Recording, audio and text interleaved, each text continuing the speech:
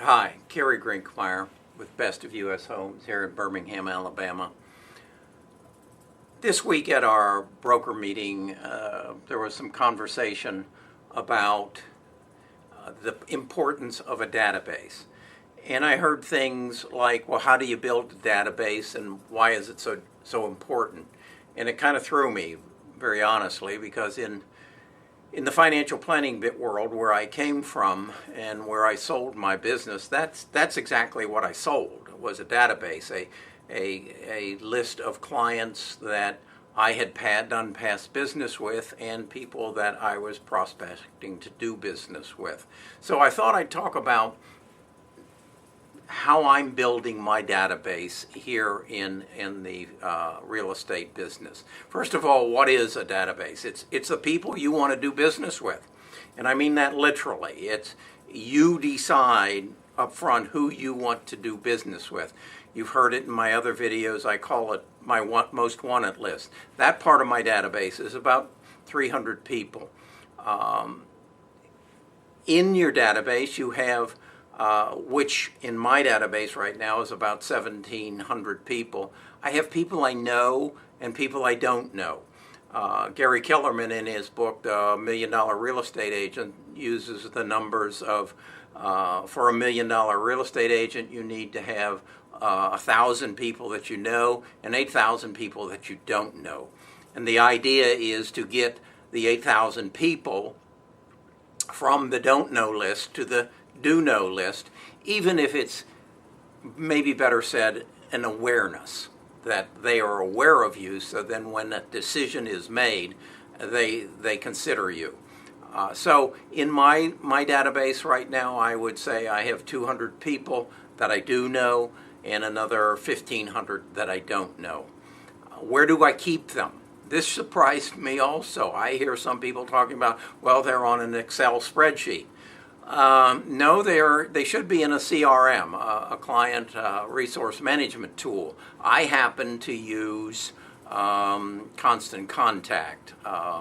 There's MailChimp. There's a number of, I have a website through Real Geeks that, as I understand now, I have the availability of a CRM. A CRM is basically a means by which you categorize your database, the people that you do know and you don't know. You put them in various lists, and then you mail to them. You mail to them for the biggest part through email. Where do you get this database? It's email list. It's your phone list. It's people that you have some contact with or you don't. I make a point, particularly when I do the people I don't know, when I get a listing, one of the first things I ask once we agree upon a listing and we talk about marketing is I'd like a copy of their email list. As I say to them, there's a good chance that you know somebody who knows somebody who would like to buy your house. We don't want to leave that stone unturned. So I'd like you to share with me your email list. Some people are sure, okay. I have a email or a property on a country club. They're reluctant to share their email list with me. So in that case, I merely forward everything that I create and ask them to mail it to them, whether it be a copy of a video, whether it be some factual information on their property to make it more saleable. So I build my don't knows from my client base and everybody that I meet, and I mean that totally. Whether it's a broker or a mortgage originator or a closing attorney, they go into my database. Again, I don't know that they don't know that they know somebody who might want to buy one of my houses, or I send them enough information and build enough awareness with a mortgage agent, and he says, for what you're looking for, you need to talk to Kerry Grinkmeyer. So you're constantly building. That should be something you work on every day. And that's what I want to talk to you about next. Something that I believe very strongly. If you've been through many of my videos, you know I believe very strongly in LinkedIn as a source for finding new people. Here's something that I do every morning. The first thing I get up and I come down to my computer, I open it up and I go to Paragon. Paragon is my MLS listing program. I have it broken down so that it shows me what is happening in the market, in the zip codes that I want to do business with. So again, this is part of my choosing who I want to do business with. I have about 4 zip codes. So I'll normally open it up and it'll say, and it has the market activity, and I'll go to the hot list. And the hot list will usually have anywhere from 75 to 175 listed houses. And what they're showing me is what are the new listings, what has been a price change, what has expired, what has canceled. Now, I know and you know, at least in our MLS, I'm not allowed to cross the sign. In other words, if you have your house listed with Agent X, I can't solicit your listing. What I can do, though, is I can send you a just listed card, or a just sold card, or a newsletter that gives relative information to the current real estate market. So that's what I play upon. So I go through the Paragon and I find houses that I wish I had listed, and I key them or queue them so that it's giving me my listings from, say, 750,000 up, and I queue it by days on the market. I want to see those houses that have been on the market the longest. What I know of those is they're approaching expiration. They're getting frustrated with their real estate agent, and they're going to be open to some new and different ideas. So I will go through those, and I'll look at the pictures and I'll say, that's a house I'd like to list. I'll go to the tax records, I'll get the people's name. I'll take the people's name and I'll go into LinkedIn. I'll go into my LinkedIn account and I will search that last name. If I can find them, I will then ask to connect with them. When I connect with them, it will ask me if I want to connect or invite, or if I want to message. I always click message. And if you've seen my other videos, you know what I say is basically that I'm a real estate agent in Birmingham, and I'd like to be their source for current and factual information on the Birmingham real estate market. And that used to be where I stopped. But you can only put in 150 characters, so you can't go real long. Go to my YouTube channel and find the video entitled State of the Birmingham Real Estate Market, July 2018. I just started this last month.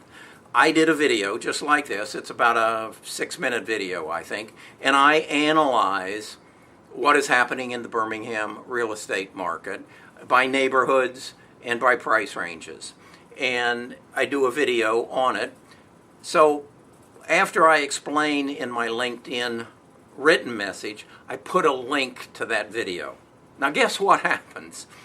If you're on LinkedIn, how many times when somebody wants to connect with you, do you just get a message that says, Kerry Grinkmeyer wants to connect with you? And you look at it and say, I don't know who Kerry Grinkmeyer is. Why do I want to connect with him? Unless you're on an ego, get my connections up for some reason, which I would say 90% of the people on LinkedIn are. They want to see that little thing that says above 500. You don't connect with me.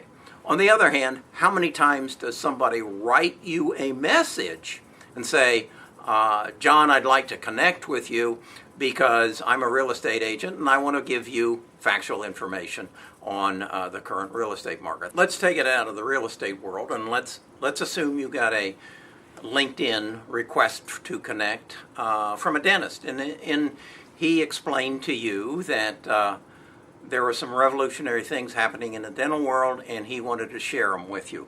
There's a pretty good chance that if you have a dentist and you pride your teeth, you'd connect with him and say, okay, I'd like to see what that is. Well, what if he then put a video below that? And he explained in detail exactly what he was talking about. You'd have a pretty good opinion of him. And if it came to a situation where you thought you needed to change a dentist, you'd probably go to him. Well, that's what I'm trying to do in real estate. What I recognize is this is an 18-month process. I will accelerate it a little bit because these are people that I know who are in the market to sell their home. And what I also know is 80% of the people who sell their home are going to buy a new home. So it's giving me a level of awareness. And if you know the sales funnel, if you've ever studied that, you know that the first element of any sale is to create awareness. So here we are at the top, creating an awareness with LinkedIn, with people that we know who are in the market for a real estate agent for either buying or selling reasons. We're creating awareness. The next step of the funnel is to create interest. If you make this video of good quality information, you're going to pique their interest. In August, when I send the second one, I'll pique their interest a little more. In September, when I send the third one, I'll pique their interest a little more. It won't be repetitive. It will be different. It will give different insights. It will speak to interest rates. It will set me aside as the real estate authority in this community. That is what I'm striving to achieve. You've heard, again in my videos, you hear me speak of the purple cow. That's who I want to become, and that's what I'm doing. And I'm directing it specifically at the people I want to do business with. Now, further down the funnel comes the day they need to make a decision. And that decision is, do we keep the agent we've had, or should we try this new guy that I've been watching for the last 3 months who really seems to have a grasp on what's going on in the market? And then they take action, and action is called a listing or a buying appointment. So that's how I manage my database. I also, as I told you in the beginning, I sold my financial planning business based upon the value of my database. That's what I'm trying to achieve here. I am trying to achieve a recognition in my community as the expert in my field.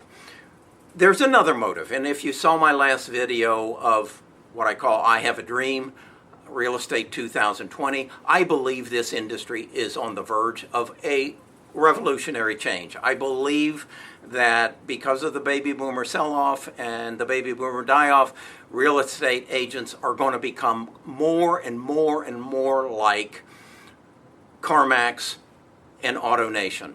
That literally, when the baby boomer's ready to move, the broker will walk in, give them a check, put that house in their inventory, and then sell their own inventory of houses through their group of agents.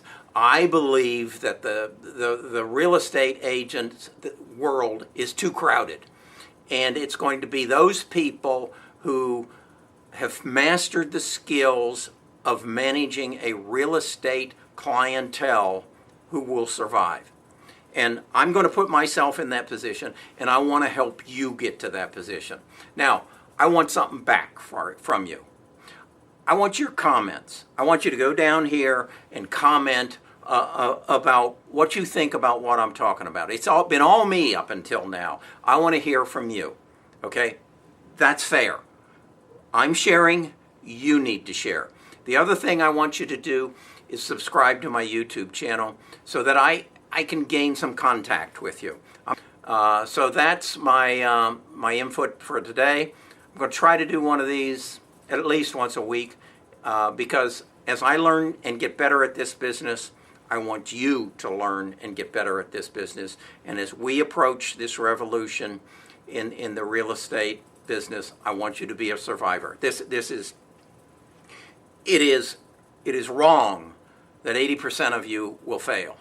It is wrong. And the only reason it's wrong is you aren't being given the right tools to make yourself successful. I went through this in the financial industry. When I came into it in 1992, there was an 80% failure rate. They basically were bringing people in to gain their low-hanging fruit, their moms, their dads, their aunts, their uncles, their grandparents, whatever, and bring them in, and then they would go away 18 months, but their parents would stay with them. Well, that's what's happening here. We need to stop it. We need to get you strong, so when this change comes, you're one of the survivors. Okay. Talk to you next week. I enjoy this.